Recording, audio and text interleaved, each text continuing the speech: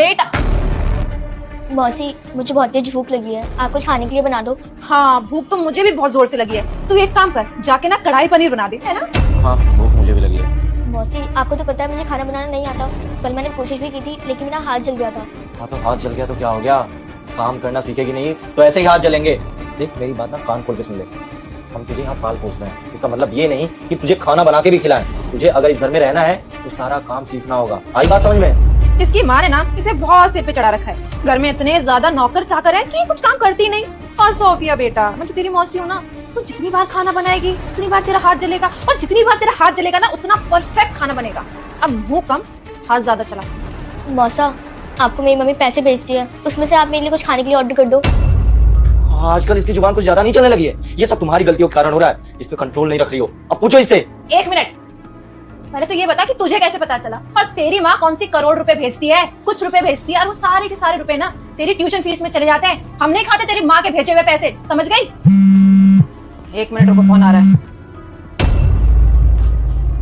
दीदी का फोन आ रहा है। इसकी माँ को भी ना चैन नहीं है, जब देखो फोन करती रहेगी। सुन सोफिया, तेरी माँ का फोन आ रहा है। तूने जरा सी भी चूल चपड़ करने की कोशिश की या दीदी को कुछ बताने की कोशिश की तो मुझसे बुरा ना कोई नहीं होगा, समझ गई। जी। हेलो देविका। हाँ दीदी।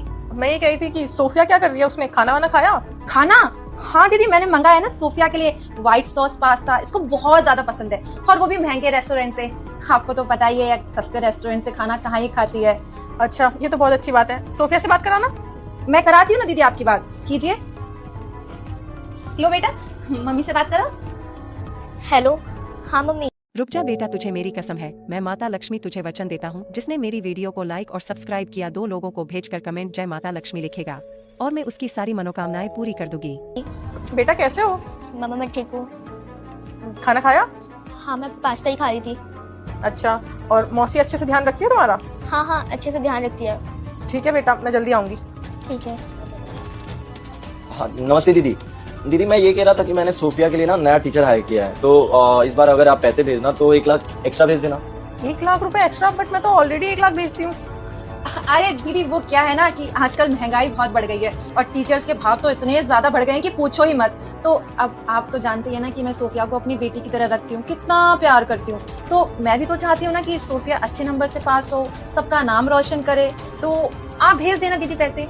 सही कह रही देविका, तू अपने बच्चे की तरह रखती है ना उसको, भेज दूंगी मैं। ठीक है दीदी, मैं रखती हूँ। मौसी आपने मम्मा से झूठ क्यों बोला? मैं तो कोई ट्यूशन जाती ही नहीं हूँ। ट्यूशन पढ़ के करेगी भी क्या? लड़की है, आगे चल के तेरी शादी होनी है, और तुझे घर के काम ही तो करने हैं। और वैसे तेरी